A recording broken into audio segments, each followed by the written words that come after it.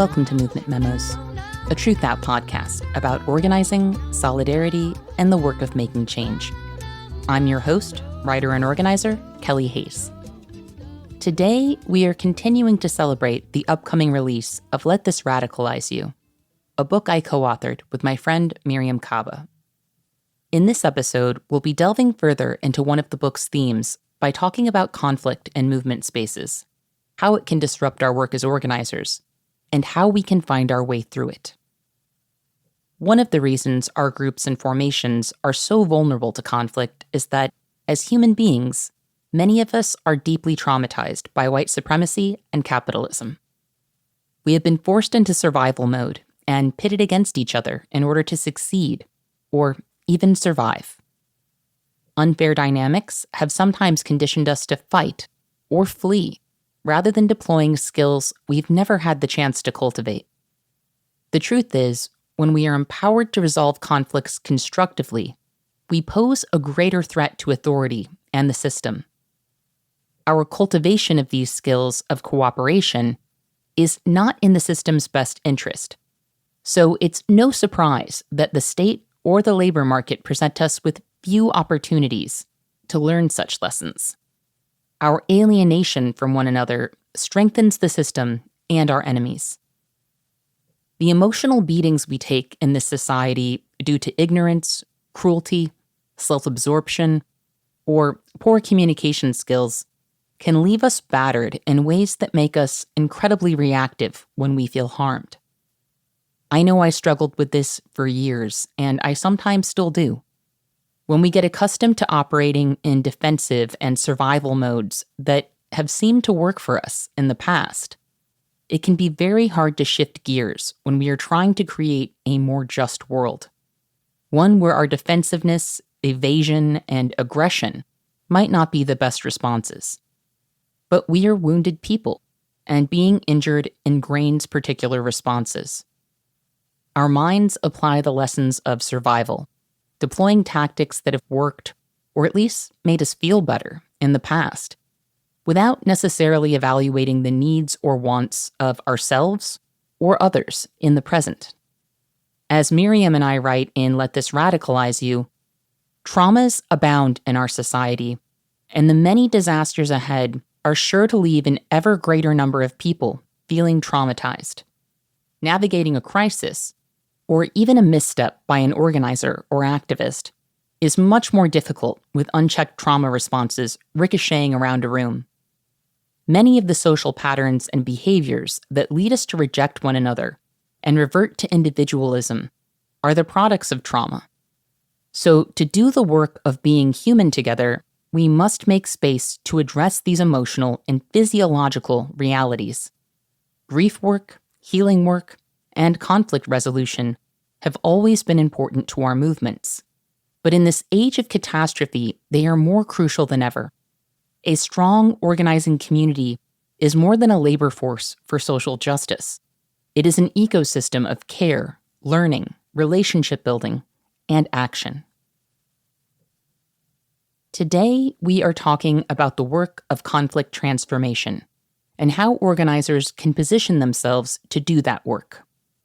I am really grateful that in February, my TRUTHOUT colleague Sam Borak and I had the opportunity to attend a month-long workshop series exploring the In It Together toolkit.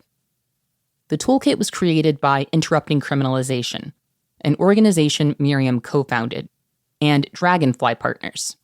Dragonfly Partners is a group that helps client partners transform their internal cultures and structures to build effective social change strategies.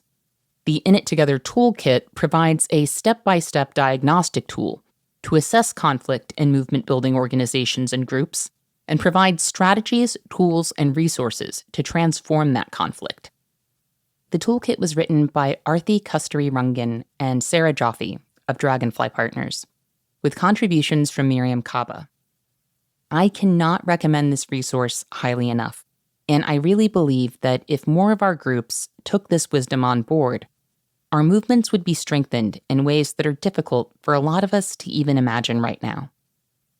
I hear from people on a regular basis that their groups are in a rut and mired in conflict, or worse, that their organization or their latest project has already been torn apart by conflict. In this episode, we are going to explore some ideas that might help us get out of those ruts and discuss a tool that could help many of us rethink or recreate our approaches to conflict in ways that can help keep our groups strong. We will be hearing from Aarati Kasturirangan and Rebecca Subar, who are members of Dragonfly Partners, about the lessons of the In It Together toolkit and how we can build healthy cultures of accountability in our movement spaces.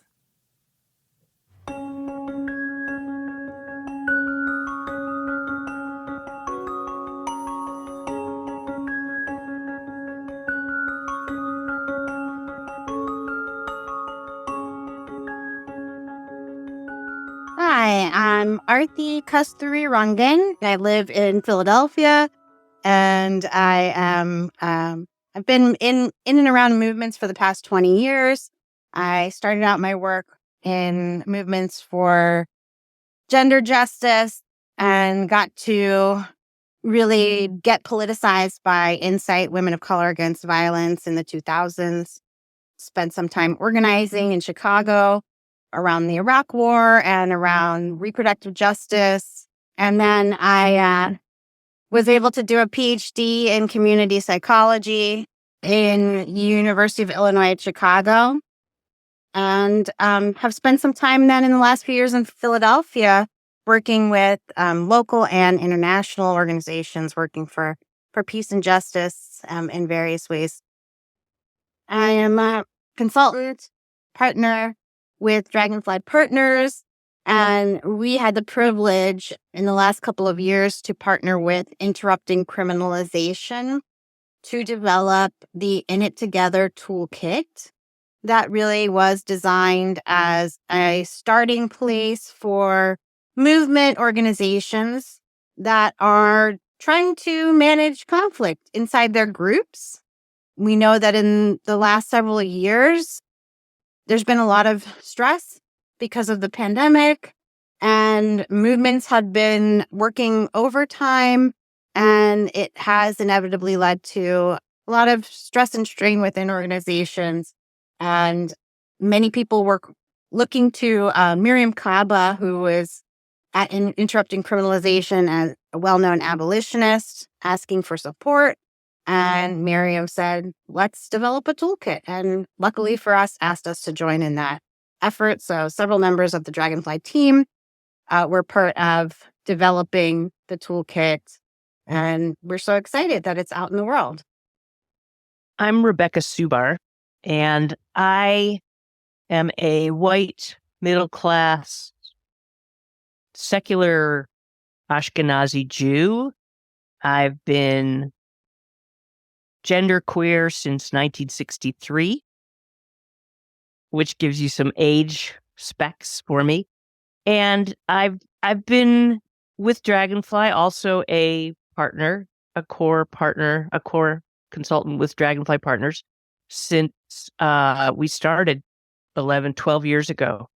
And my greatest passion in our work is working with groups who are wrestling around power and conflict. And the In It Together toolkit sort of brings together all of my favorite things to think, ideas, people who think them, provocative tools, and sort of descriptions of some of the work that we do with our clients in movement space.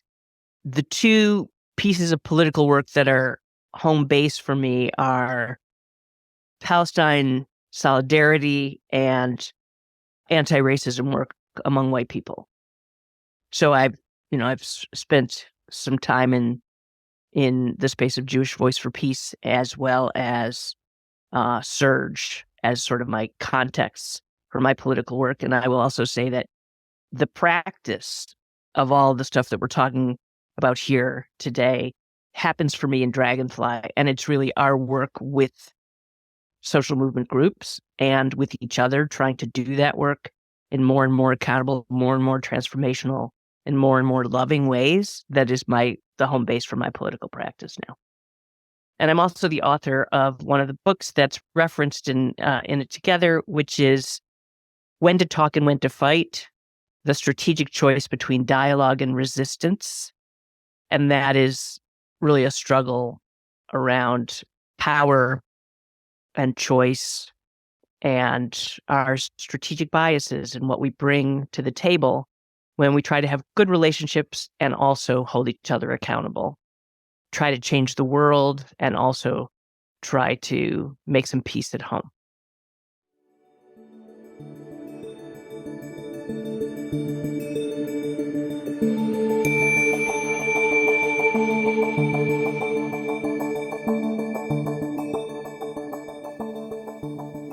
One thing I really appreciate about this toolkit is the way the authors distinguish between accountability and punishment early in the toolkit. This distinction is so important, and it's really crucial to building trust with people whose words and actions we might call into question. Those of us who are accustomed to being punished for any deviation from the status quo, or from other people's expectations, or for simply trying to survive, can develop really ingrained defensive responses. To respond differently when people take issue with our words or actions, we have to develop a completely different framework, one that reassures us that we are now operating within a different social ecosystem, one where people are not trying to punish or hurt us. We also have to work to approach the harms we experience from a place of expecting accountability rather than pursuing punishment. I sometimes hear people use accountability and punishment interchangeably. And in my experience, that's usually the result of people wanting to put an abolitionist spin on their desire for punishment. But these ideas are not interchangeable. As the authors of the toolkit write, accountability refers to one person's ability and willingness to report back to the group and/or the community the group represents on actions they have taken, things they have done or not done, or things they have said, to take ownership of the consequence or outcomes of their action, positive and negative, learn from mistakes, make amends as needed, and change their behavior in the future. How does this differ from punishment? As the authors of the toolkit explain, in psychological terms, punishment is a response to an undesirable behavior that is designed to stop that behavior. A punishment can be taking away something good, for example, the right to be part of a group, or to have a certain position in the group. A punishment can also be administering something painful to the person, for example, by shaming the person, damaging their reputation, berating the person verbally, threatening future abuse, or physically abusing them. In my own experience, punishment tends to come down to the desire to see someone harmed because they have caused harm. It's about revenge, while accountability can involve consequences that may feel like punishment. Hurting the person who caused harm is not the goal. To recalibrate our responses to harm, such that we are striving for accountability rather than punishment, requires a lot of self-examination. For example, we have all internalized a lot of messages of inferiority and superiority that are embedded in the norms of this society. We have also learned to conflate satisfaction with justice. And most of us have not been taught to prioritize healing for ourselves or for others in addressing conflict.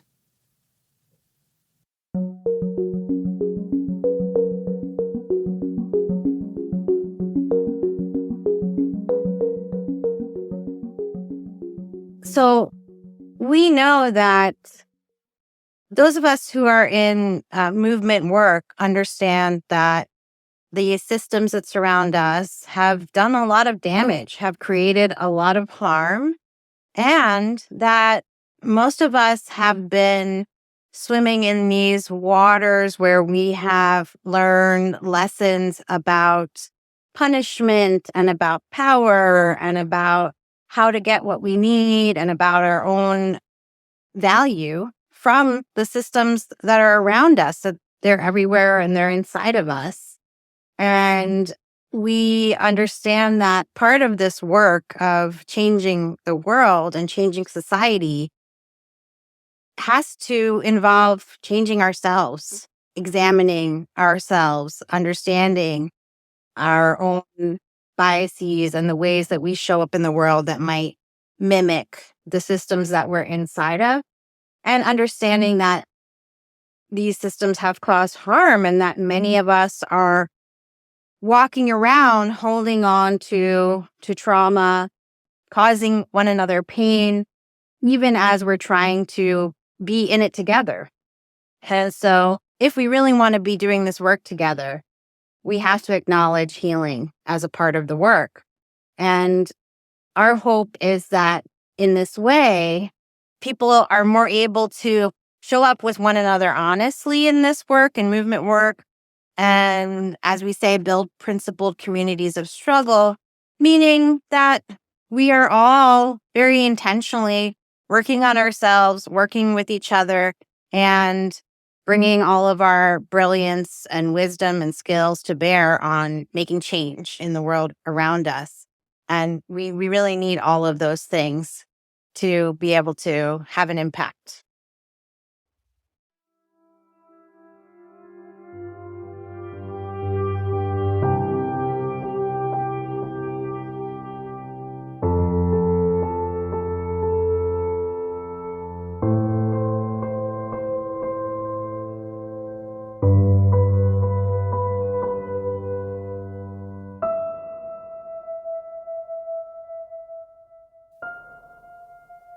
Part of showing up honestly means acknowledging from the start that while we may have shared goals or a shared mission, we may not always have the same values or experiences, and we may not fully understand each other.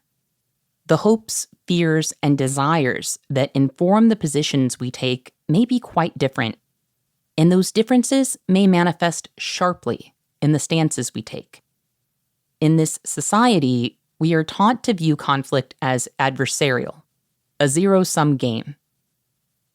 Common models for this kind of thinking include debate, or the adversarial system of a courtroom, where both sides make their argument and an appointed group decides who has won the conflict and who has lost. In our organizing groups, it's important to do away with these adversarial models, because we are not doing this work in order to defeat each other. Our goal is to transform the world we live in, which is why we have to take a transformative approach to conflict. The In It Together toolkit reframes conflict resolution as conflict transformation. As the authors write, conflict resolution implies that a conflict is resolved with one person being right and the other being wrong.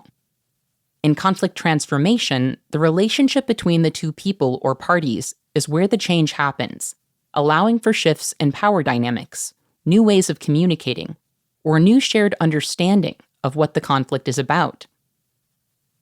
This may sound great in the abstract, but to have a shot at putting it into practice, we need to start by asking ourselves, how does conflict manifest itself in the groups we build?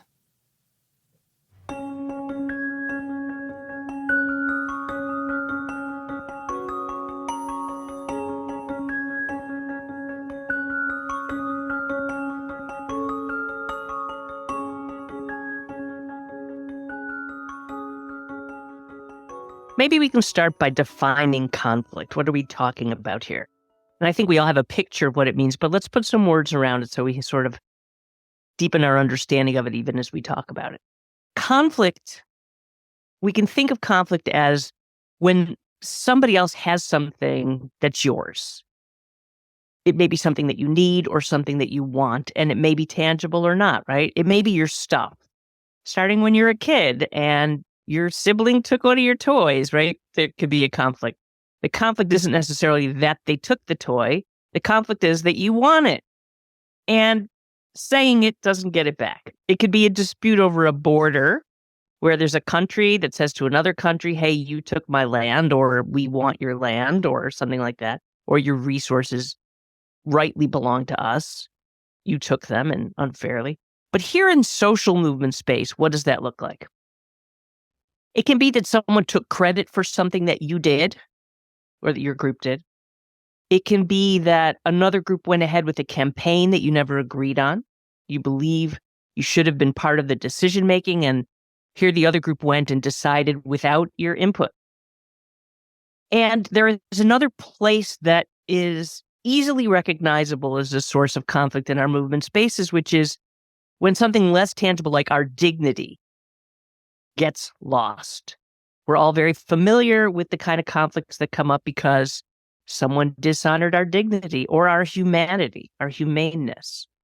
One group may have failed to take on the work of unpacking racism inside their group, and that the way that that's affected our group was by doing harm.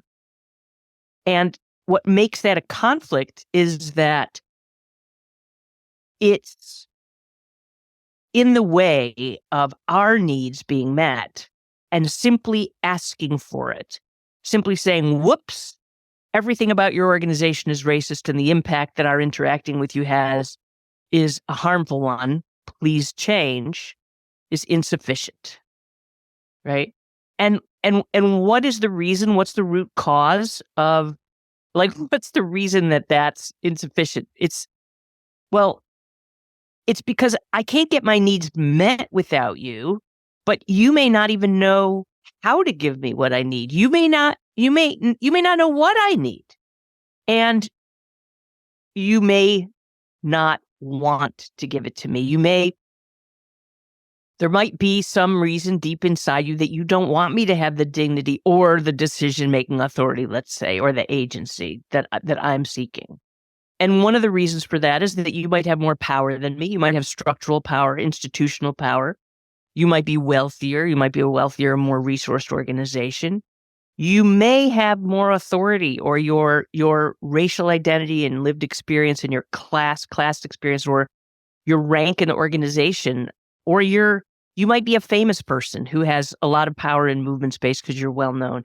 And any of those power differences may lead to conflict, like Aarati said, in the same way that power differences out in the world lead us to make claims against those in power. And this, of course, is conflict too. Now, we don't think of ourselves as not wanting the best or not wanting each other's dignity, but we also know that we consistently hurt each other and harm each other because of our humanity and our fallibility. So we're going to be talking about conflict here. We're talking about conflict in groups, and of course, this often echoes the dynamics of conflict in the world outside, right?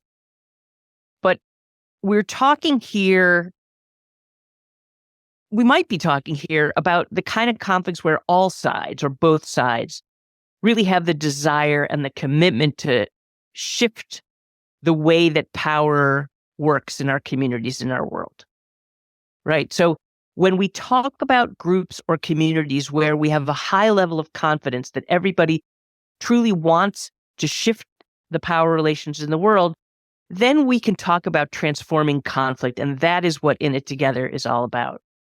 But we should note here that sometimes power differences are real, and if we're working with a funder, if we're working with a group that is maybe marginally in social movement space, but also is beholden to a lot of interests which are maybe in corporate space, or if we're working with different communities which are outside of formal organizations, but there are combinations of people where we're not sure we trust each other, it may be that we have to organize. It may be that we need unions or other kind of organizing in order for people's needs to be heard by those with more power in an organization. And that discernment is really important here. So if you have something I need, and for whatever reason, my asking or requesting from you wasn't enough, just asking for it didn't meet my needs, then we wind up here with an unmet need and a perception that the other might be able to meet it, that they have our missing puzzle piece. They might have the key to honoring our dignity, to correcting a harm that was done. But this is where we have a perception, spoken or unspoken, that now we have a problem. This is now conflict. That's the roots of conflict in movement space.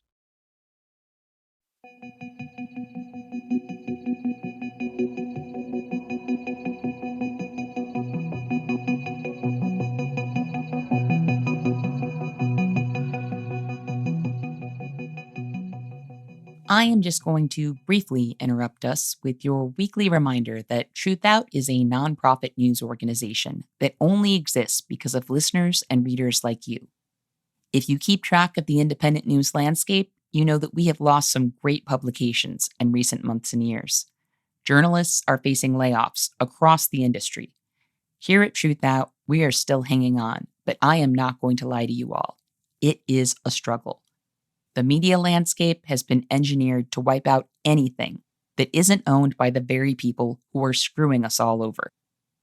Corporate algorithms are hurting us, but we are still here providing award-winning news and analysis that I believe helps to fuel and uplift our movements. TRUTHOUT has not laid anyone off during the pandemic.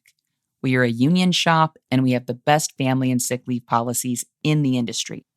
So if you think all of that is worth fighting for, please consider dropping by truthout.org to make a donation today. Or maybe even become a sustainer, because truth be told, those people are the reason we are still here. Thanks so much, and back to the show.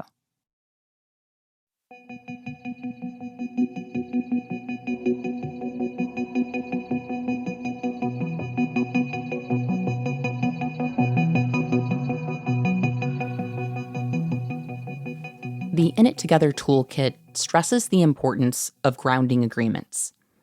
Many of you have probably participated in the creation of grounding agreements in particular spaces, but not nearly enough of us have done this work at a cultural level in our groups.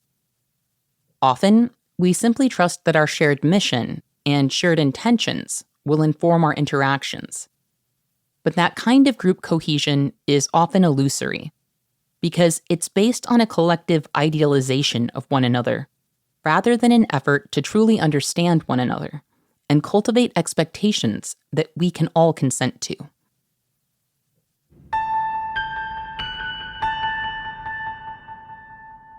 Grounding agreements are one of the ways that we can be very intentional about how we are going to treat one another, how we are going to be when we're in the space together, and if they're done well, how we are going to navigate conflict that is inevitable inside of our groups. And within In It Together, we offered up a set of sample, in some ways, grounding agreements for principled communities of struggle to bring in, but we strongly encourage folks to develop their own. But some of the grounding agreements that we cover in It Together include, one, presuming and building shared purpose. So this idea that if we are within a group, the same group together, or let's say we're in a coalition together, presumably we are there because there's a change we want to make together in the world. And so that's a starting point that can help us ground our relationship with one another. But we also have to then be able to acknowledge the differences that we bring and really be explicit about them where they can, because we're going to have different interests in the room. And so we want to make sure that we're not railroading over that or making assumptions about what our interests are. We also want to commit to unlearning and learning together, as we talked about in another point in time, that, we've all imbibed these systems of oppression, and we all are going to say things and do things that may harm other people, even if that's not our intent. And we have to be actively engaged in unlearning and learning together, and also recognize that we support one another to do that. So we do that in ways that are about creating accountability and support, as opposed to punishing one another, which is another way that we are in it together that can actually make us fall apart. Creating space for difficult conversations. Difficult conversations, one of the things that we talk about at Dragonfly is, instead of seeing each other as difficult people, to recognize that there are difficult conversations that we may need to have with one another can really help us to come together in conflict as opposed to just avoiding people that we think are annoying or toxic, etc. And then setting up clear guidelines for participation, So, for example, like, how many meetings am I supposed to be attending? Or if I'm going to be late, what do I do? Or, when I'm in the space, is it okay if I'm angry, if I shout and scream? Are we allowed to touch each other? These are things that might seem very specific, but in different groups, they have different meanings. So it's important, if there's something that's important to you, especially for your own safety, to be part of a group, to put that out there and come to some agreement about how we're going to be together. And in this way, we create a container for our groups to be able to navigate conflict and hopefully continue to build that shared purpose with one another. And then to remember to hold one another accountable to them, right? So we should be able to gently remind one another of our agreements. And if someone's consistently not willing or able to live into the group agreements, we need to check in with them and explore if this is the right group for them to be a part of, or how we can support them to, be present in the ways that the group will thrive. And so that's a hard part of conflict too, that, not everybody is able to participate in the ways that maybe they're not there yet on their journey, or they're over it and they want to do something else. That's fine. But we all have to find the places where we fit to do our work with one another.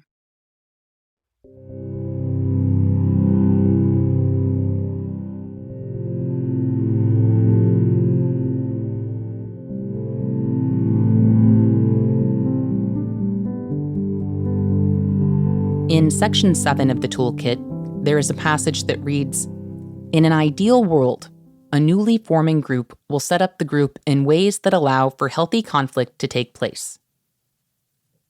But of course, we know that doesn't always happen.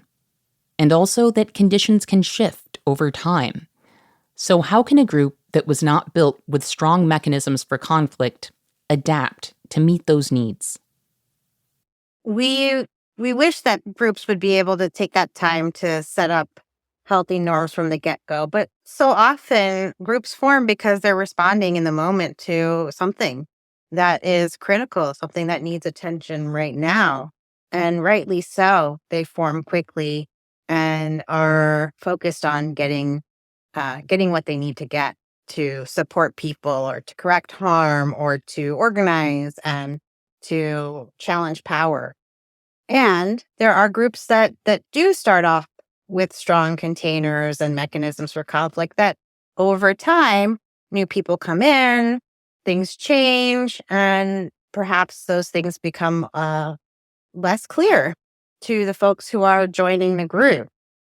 What we believe is that it's never too late to pause and reevaluate the purpose, the structure, or the norms that you're operating with as a group of people trying to make a change in the world or get something done together. And indeed, this is a lot of the work that we, Dragonfly, support the client partners that we have to do that kind of work very intentionally over time. But we don't think that you necessarily need a consultant or someone from the outside to do that.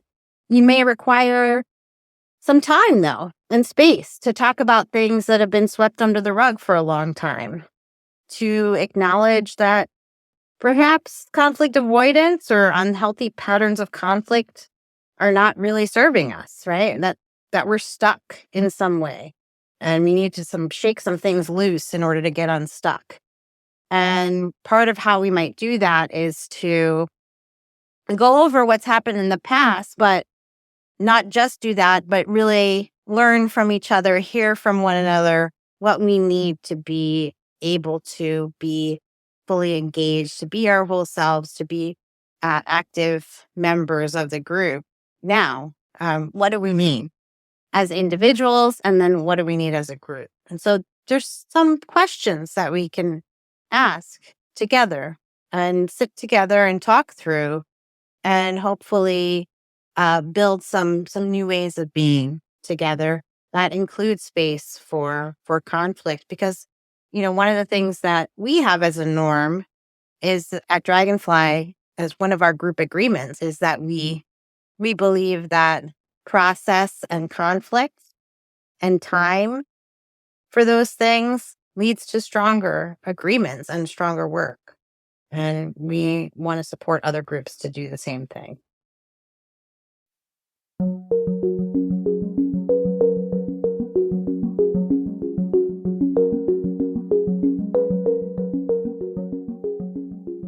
What are some practices that are important to creating a culture of accountability and transformation? One practical thing that a group can do is to take inventory of the habits and practices that the group does around conflict. So how do we know that every group has habits and practices? Well, we each come into the space that we're working in with pasts, and we know that we all bring the challenges of our past, the experiences with conflict and relationships that we've had in the past, the experience working in movement space, and the traumas that each of us has experienced as a person and a member of a community that's experienced trauma. And all of these factors wind up entering into difficult conversations and challenging situations. And of course, those conversations become more difficult and more challenging because of our complicated humanness that we bring in. And that manifests, let's talk about some specific ways that shows up. We may be leaning towards accountability and unaccountability as a central motivator for us. We want justice now. We all want justice now. And our desire for justice can easily become more urgent than the relationship that we're in with others. It can easily be more important to us than another person's dignity. Our desire for justice, and in some moments, our desire to be perceived as centering justice, right? And we all know these things about ourselves, and we perceive them in others. And this kind of prioritizing of accountability is just what we want. And this thing that we want can result in call-out culture. It can result in a lot of canceling, and we've all experienced this or observed it. On the other hand, if we find ourselves and others in our community to be really leaning into relationships, like we might have lots of grace for the other person, and we might let our boundaries go a little bit, and maybe let accountability go a little bit because of wherever we came from, because it was necessary where we grew up or how we grew up to protect ourselves from conflict, or because we're afraid of being seen a certain way, or because we constitutionally we're not able to lose relationships, and we don't have trust in the relationship or the group that we're in that it can work through an accountability process. Then we wind up with what we experience as a nice culture, right? And we sometimes describe it as a white norm culture or a white culture, a culture that's so deep in white supremacy culture that people avoid conflict, avoid accountability for racist and sexist and ableist and transphobic and other kinds of, indignities. So we want to see where we are inside our organization, what our habits are about balancing accountability with grace. And so where the Tarana Burke, the originator of the Me Too movement, uses about the choices that leaders make and how important it is to offer grace to people when we don't necessarily know yet or understand what brought somebody to do something that to us is an indignity. So having these in balance is fertile ground for transformation. If we go too far on the accountability side, we get closer to punishment. And if we go too far on the reconciliation side, or if we move toward reconciliation too fast without taking a beat, without moving through what's usually very difficult and challenging work about getting to difficult truths, then that word can threaten to separate groups sometimes, and it could threaten relationships, and reconciliation can wind up being collusion. So it's like if we go too far towards accountability, we get closer to punishment. And if we go too far in the direction of reconciliation and sometimes even, dialogue and negotiation, this can wind up being collusion. And we want to avoid punishment and we want to avoid collusion. Both of these are the opposite of liberation, right? So the only way to do this is to learn to dance back and forth with both of these, with accountability and reconciliation, and even learn to do them at the same time, because being able to balance them in the moment, in the process, that is what we see as transformative work.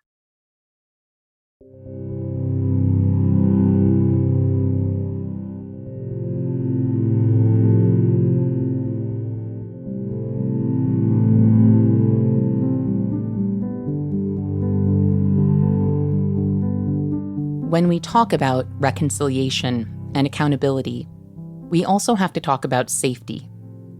We obviously want to cultivate spaces where people feel safe and where our boundaries are respected.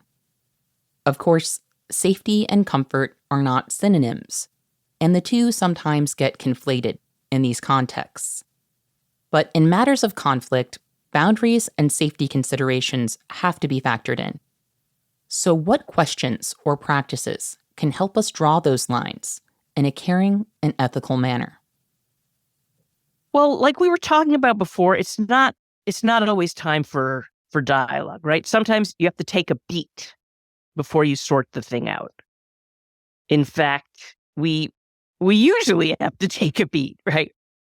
If there's something difficult that's happening, if we're in conflict, that's because somebody's need or desire is unmet, and that means that somebody, if not everybody in the group or in the system, is in a state of stress, right? Things have escalated. You're feeling hyped up.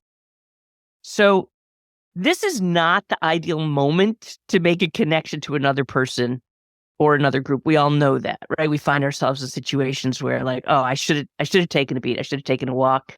And in fact, in my mind right now, as I say that, I'm thinking of a story, an example that I'm not gonna unthread, but I'll just refer to it. And Aarati was a witness to this. It was a time when I got really hyped up about something that was happening in our Dragonfly space, and one of our colleagues said, "I'm going to take a walk." And I want to say this was just before the pandemic, so 3.5, 4 years ago. And at that time, I didn't have the tool of taking a beat. I've worked with conflict. I studied conflict at Harvard. I've practiced conflict transformation work in all these social movement contexts. But I didn't have this really obvious tool, which was take a beat, which was settle myself. And I've been studying somatics since, and I can see that that's a source of settling ourselves, taking a walk, grounding ourselves, settling ourselves, Resma Menachem's language. So those are fancy ways of thinking about the very straightforward tool of taking an effing beat, taking a beat, right? So that we're in a place where we can be generous while caring for our own needs. That is a grounded place. So we take a beat to get grounded. And in good times, like Aarati was talking before about, like, what we can do in the spur of the moment when things get difficult and what we can do if we think things out in advance. And in good times, when we're not in the middle of dealing with the conflict, this is a time we can practice grounding, whether it's somatic grounding, whether it's meditation, whether it's my go-to grounding practice has been to lean back in my seat. And even as we're talking, Kelly, I'm practicing that. While Aarati's talking, I'm leaning back in my seat. And then in this part of the conversation, I found myself leaning forward, and I don't know if you as a listener can hear, but it shifts my presence and my ability to be with what's going on around me. Prentice Hemphill, who probably listeners know from their podcasts, defines boundary setting in this way, where you take care of yourselves. You can take care of yourself and feel your care for the other. And Prentice is actually using the word love. I like to think of it as taking. I want to find the place where I can take care of myself and feel my care for you at the same time. And that's a boundary that we want to maintain in order to get through the daily bumps intact. But especially we want to have the kind of grounding of steadying ourselves so that when the ground really gets bumpy, we'll be able to take a beat and steady ourselves, and in whatever way works for us, right? And whatever way we might have been practicing, so that we know, so that we're in a steady enough space where we can identify our boundaries and we'll know how to care for ourselves and care for others. And that's the state that we can be in, that we kind of need to be in order to tend to our group and ourselves and each other tenderly.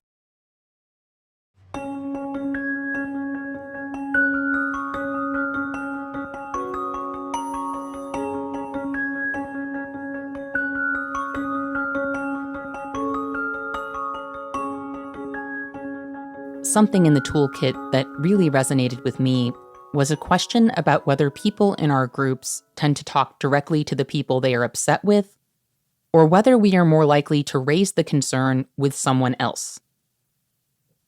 The answer to that question tells us so much about what may be lacking in the social ecosystem of our groups, and why we may be stuck, or at risk of getting stuck, in conflicts. It's not always easy to address people directly when we are upset. And if we have not done the work of building understanding or skills to address those moments in a good way, our efforts can easily go off the rails. But the question of who we are talking to when we are upset, and whether or not it's the person we're upset with, can tell us a lot about the work we may need to do in our groups in order to build a culture where healthy conflicts and conflict transformation are possible.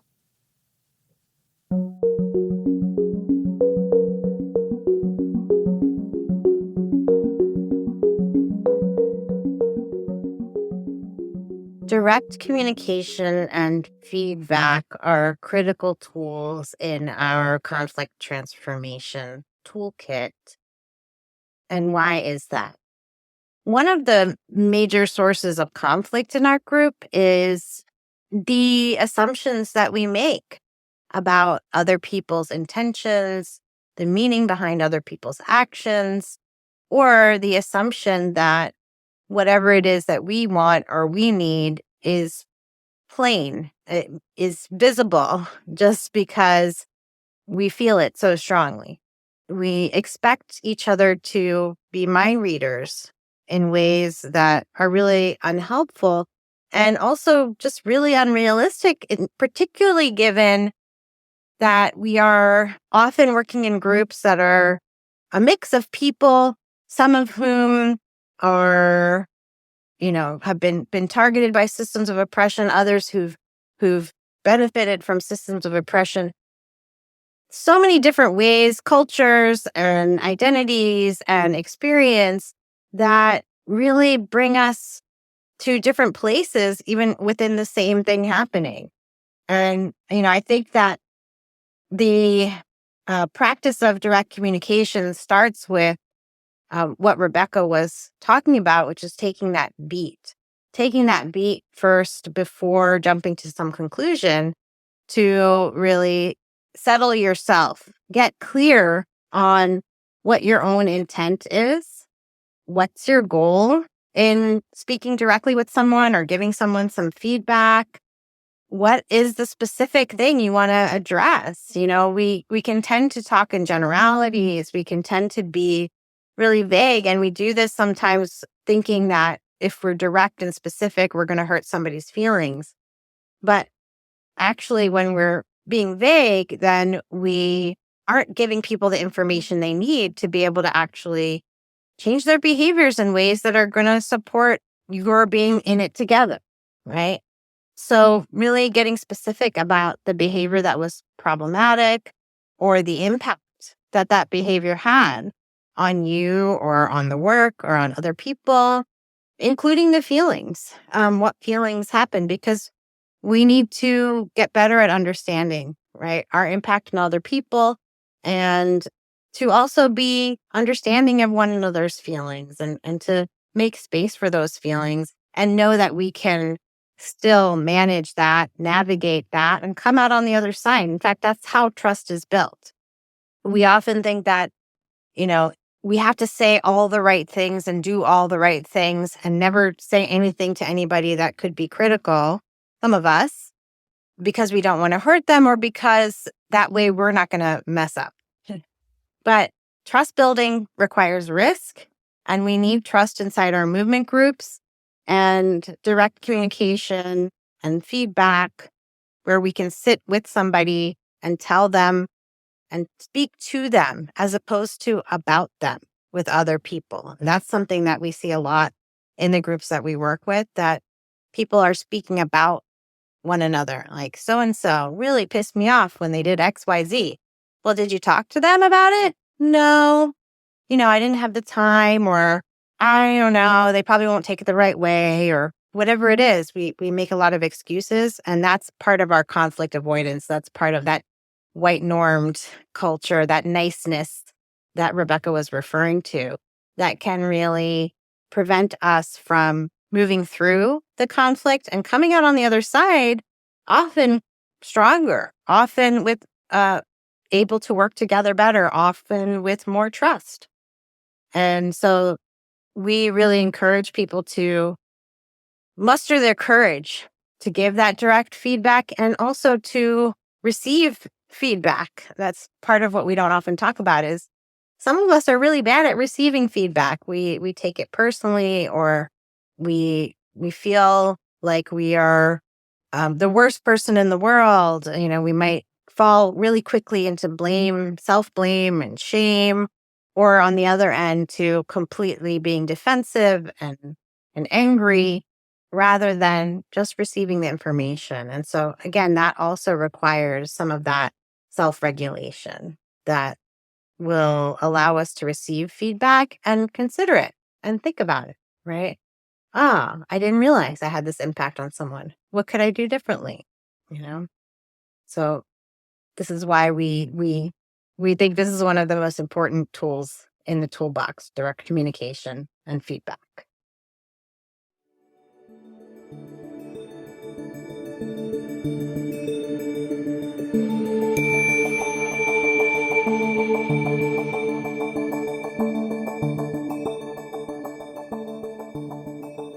So, what does it look like to create healthy mechanisms for conflict transformation?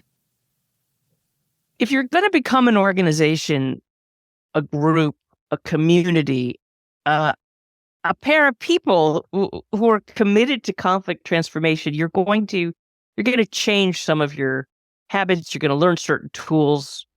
What are you going to do? What mechanisms are going to actually help you to do these transformations? Well, I'm part of a group. Many of us are, part of an online group that meets once a month, and we have goals. We set goals, and we try to support each other to meet whatever those goals might be. And the reason we do that is because it's really hard to change your behavior. And most of the time, I want to do things like take a walk every day or go to sleep on time. And those are some of the commitments that I make to myself. We wouldn't have groups like that. We wouldn't have struggles trying to make our life align with our intentions for our life, unless that was a hard thing for people to do. And it is a difficult thing for most of us to do. And so we've got to practice it. And many of us in movement space use that word for any number of things that we want to practice. And I don't feel comfortable advising us to actually make a commitment to doing some big thing that's different than what we do now, even though we kind of have to.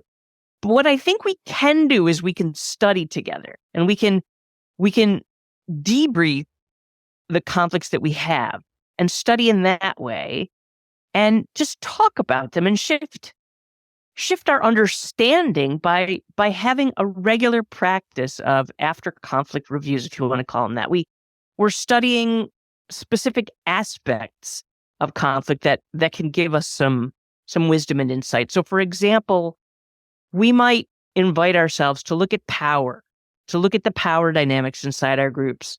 One of our norms, did you mention this one, Aarati, was to name and discuss power.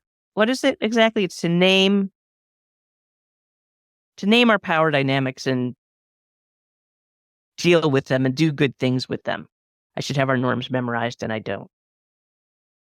And studying power in the group and being able to distinguish power dynamics inside our groups, where all of us presumably are longing for transformation and we want to do the work to put right power relations in place. We need to distinguish those power dynamics from the power dynamics out in the world, where we campaign against our targets and against fossil fuels and white supremacy culture and bad healthcare and terrible education systems and deep and dramatic economic inequality.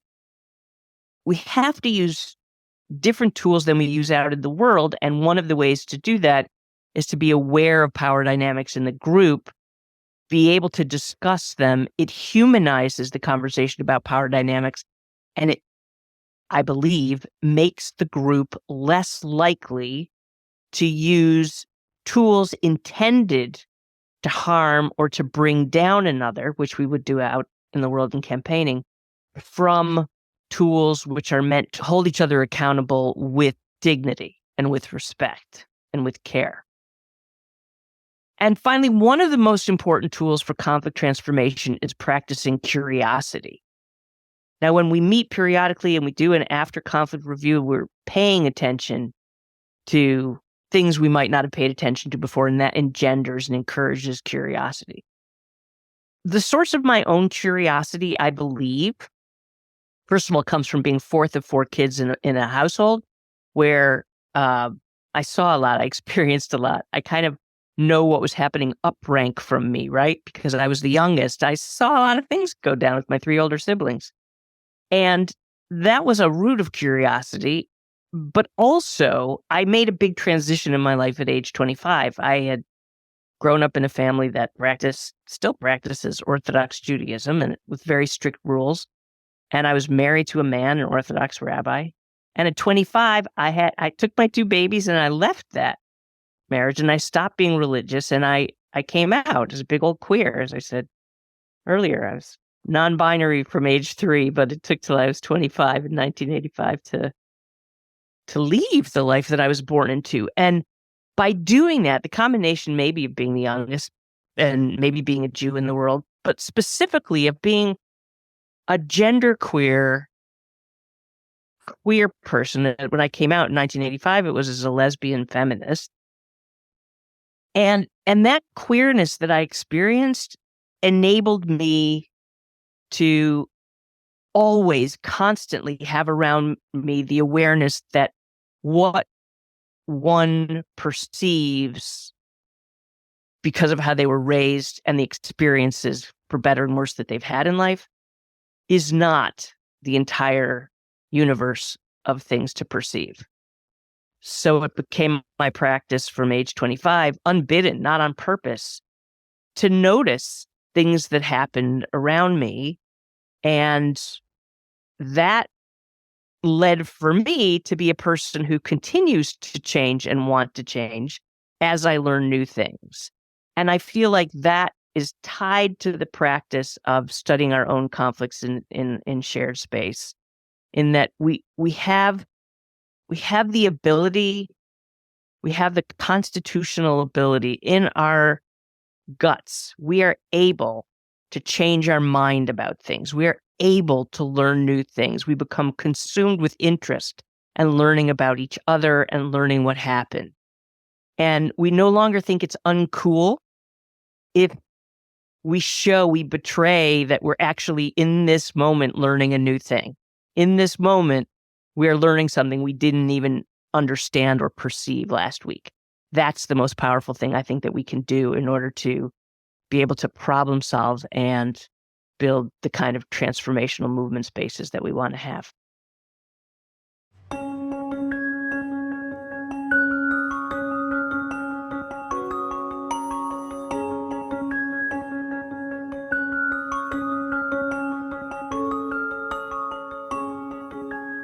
This toolkit was created, in part, because Miriam was getting approached by so many groups about conflicts that were straining groups and organizations.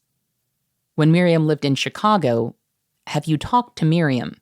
was a standard question among organizers who were seeking advice from their peers about how to resolve a conflict. Years later, I am now one of the people in my city who gets approached with questions when a group is mired in conflict. One of the reasons that a small number of people wind up taking the bulk of those crisis calls is that not enough of us have the practice or training required to grapple with these issues. But having a background in transformative justice or experience with circle keeping does not make people into transformation fairies who can resolve everyone's conflicts. That's why I am so grateful for this toolkit, which really empowers groups to build their own infrastructures around conflict and harm in ways that can help make transformation possible.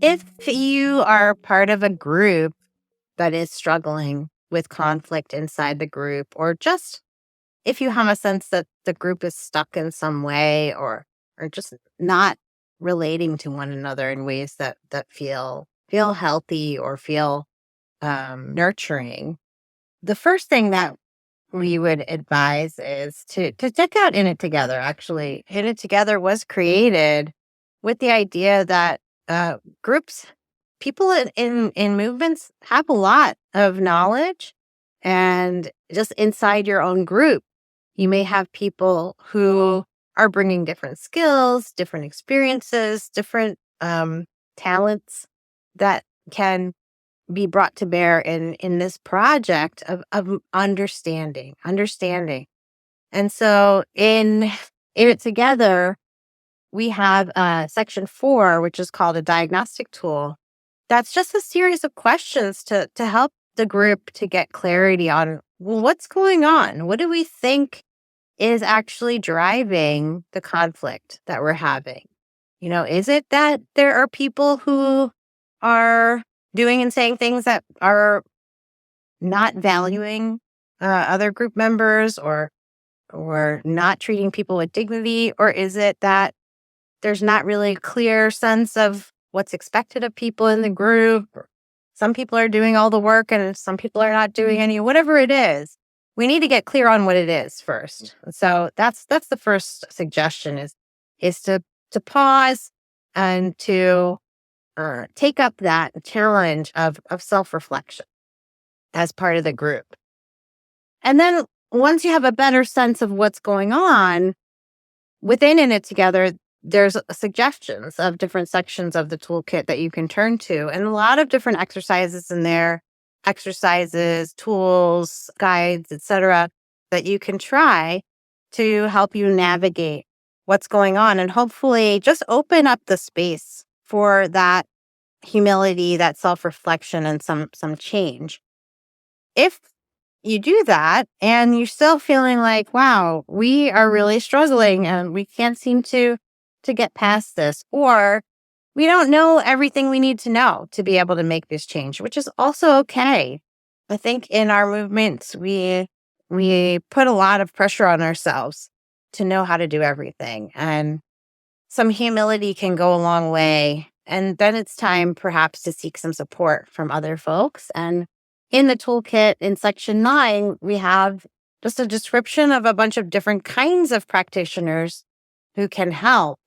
Because sometimes you don't know what you need. What kind of help do you need? Do you need someone to help you do planning? Do you need someone to help you do mediation? What is it that you think would be supportive of the group? And then you can look around. And there's actually a link to some referrals in there as well to different practitioners who have different kinds of expertise that movement folks can go to. I think once you have more clarity on what it is that you need, it becomes much easier to find someone to offer that support, or to find people within your group who can really guide the group through that process of self-reflection and transformation.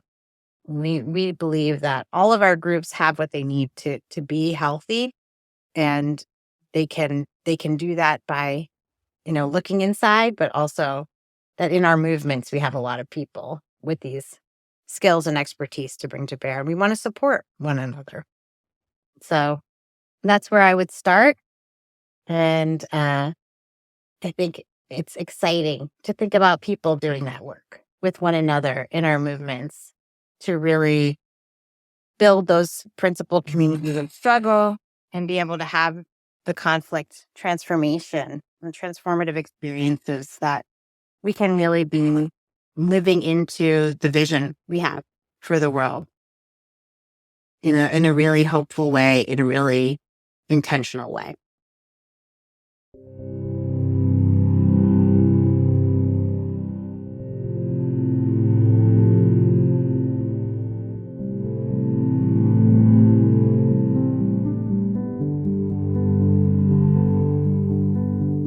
Living into the vision we have for the world is no small task.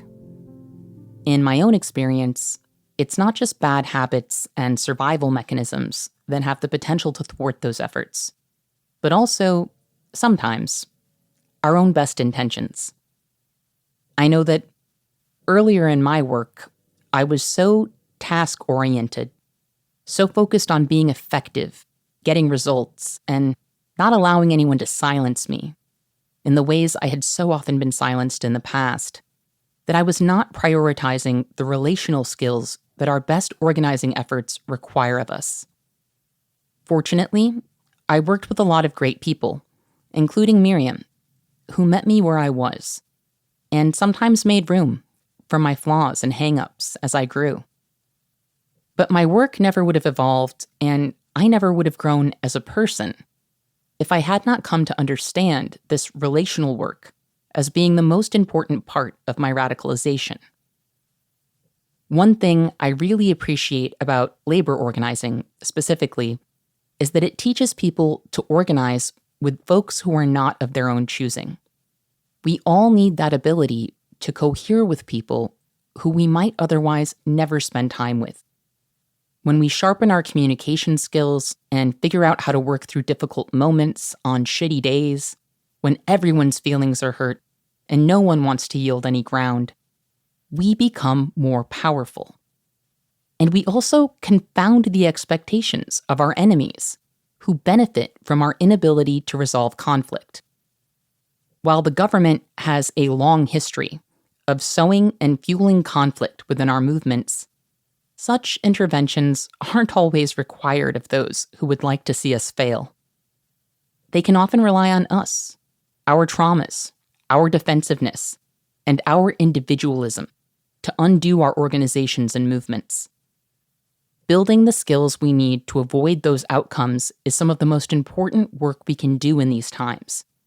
And I am so grateful to Dragonfly Partners and Interrupting Criminalization for giving us a framework for those efforts.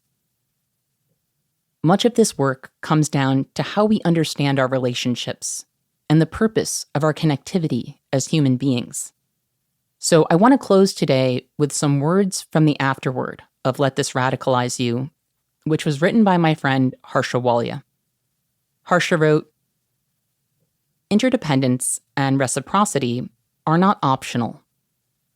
One of the contradictions of capitalism is that while we are dependent on intricate production processes for our basic needs, we are increasingly atomized and isolated from one another. The COVID pandemic has exposed how ingrained individualism is, and how human worth is based on a racist, gendered, and ableist system of commodification and productivity. In the face of such cruel and callous disposability, it is a radical act to admit that we are made and undone by each other." I want us to think about those words and the idea that we are made and undone by each other. I think that can be a scary truth for a lot of us to inhabit. But scary or not, it's our reality as social beings. We need each other, and if we want to change the world together, we have to reconfigure the ways we relate to one another. Transformation always begins with us. And if we did not have the potential to grow and move together in ways that defy individualism, this alienating culture never would have been imposed upon us. Our potential is there. It's up to us to break free and seize it together.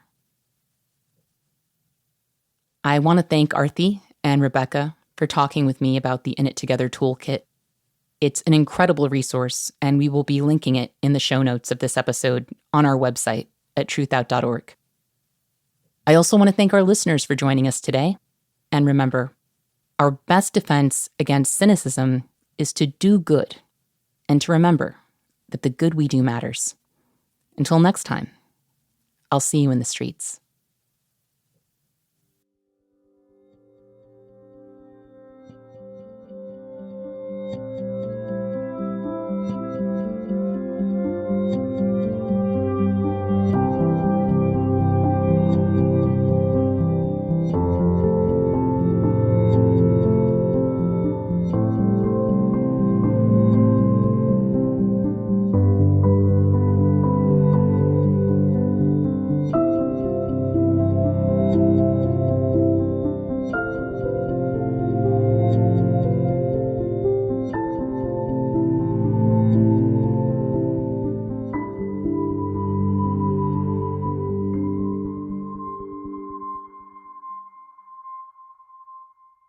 Thank you for listening to Movement Memos.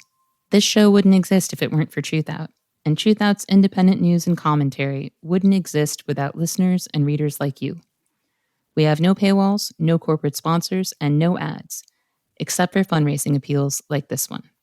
So if you can and would like to support our work, please consider dropping by truthouts.org to make a donation today.